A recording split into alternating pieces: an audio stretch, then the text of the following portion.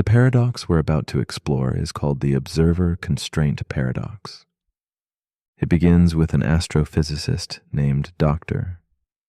Camille Ishikawa. She leads a research team working on the edge of observable physics. Specifically, they study phenomena that occur only when measured. They run quantum experiments. In one, a particle exists in multiple states, but when they observe it, it instantly collapses into one outcome. It's expected. It matches the math. But then Camille has a thought she can't shake. What if the particle didn't change when observed, but was waiting for the observer? Not just in a quantum sense, but in a cosmic one. She starts to wonder, are there things in the universe that only exist when someone is there to observe them? This is where the paradox begins. The observer-constraint paradox asks, if all observations are limited by the observer's perspective, then is there any such thing as an observation that exists independent of that perspective?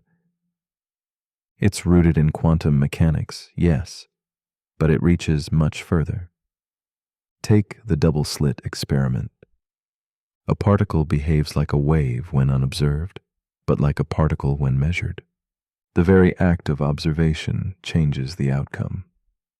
Now scale that up.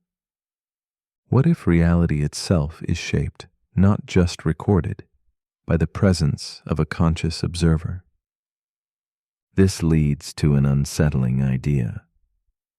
You cannot measure a system without affecting it, and you cannot exist in a system without being part of the data you're collecting.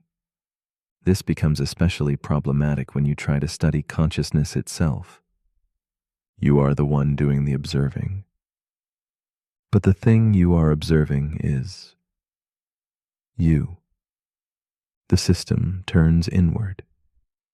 A mind trying to measure itself with itself. It's like trying to taste your own tongue. No matter how carefully you isolate variables, you're always entangled in the outcome. Camille begins running simulations where observers are part of the input, not just the audience, but the instrument. Each time she adjusts the parameters, the output changes in ways she can't explain, not because the math is wrong, but because the presence of an observer alters the boundary between question and answer. This paradox also shows up in AI systems. You train a model to predict human behavior. But the moment people know they're being studied, they change how they act. And now the data is no longer about them.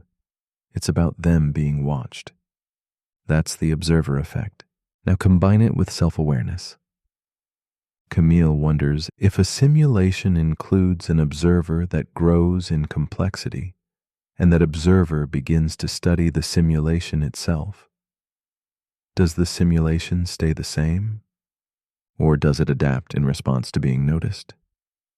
This leads to a deeper implication. What if the universe can't be fully understood because the very act of understanding it reshapes the truth? It's like trying to solve a puzzle while the pieces rearrange themselves based on how you look at them. This is not just a physics problem. It's a human problem. You judge your own actions. But the act of judgment changes your behavior. You analyze your past. But the act of remembering alters the memory. You try to define your identity. But the moment you do, you start conforming to the definition.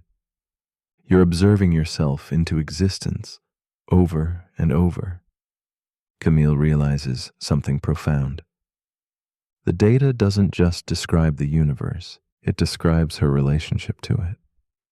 And that means she can never be entirely outside the system. There is no pure observer. The observer-constraint paradox reminds us that you cannot know something without touching it, and you cannot touch something without leaving a mark. So as you lie here now, resting quietly in a world that keeps noticing you back, ask yourself, where do I end and the thing I'm watching begin? Is the universe waiting to be seen or seeing itself through you? But if you're still awake, here's something to quietly reflect on. If every observation changes reality, then who's watching you? And what are you changing by being seen? The end.